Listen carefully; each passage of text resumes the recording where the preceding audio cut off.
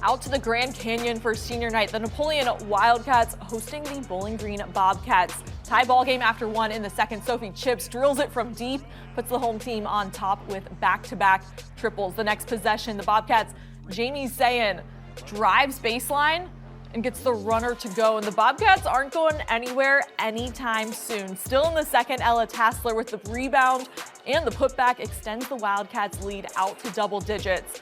In the second half, the Bobcats with the steal from Mason Dean Sheely, and she takes it the other way, goes coast to coast and lays it in at the other end. But it's just too much Napoleon down the stretch. The Wildcats defend their home court with a 57-40 victory.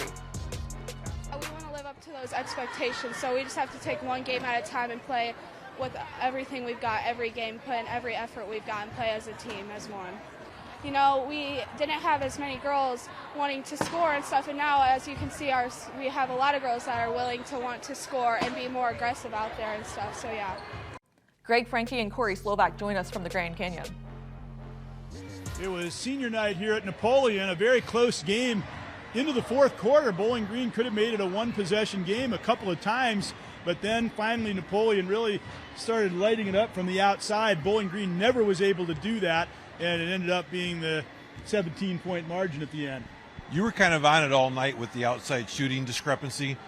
Napoleon ends up with 10 three-pointers. BG has 0.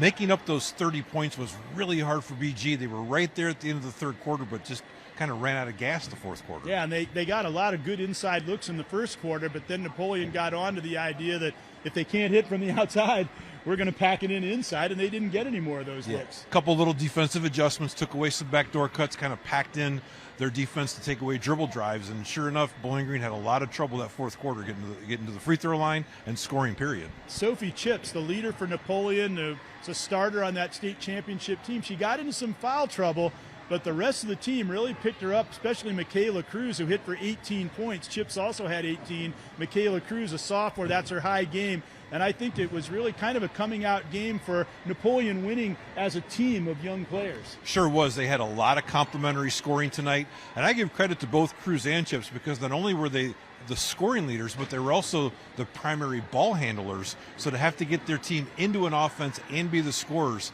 they did a real nice job of doing both those things well. They're 5-8 in the NLL. It doesn't look like they're on track to win a state championship again this year, but this team's going to be heard from by the time these young players are through. Napoleon with a good win over Bowling Green tonight.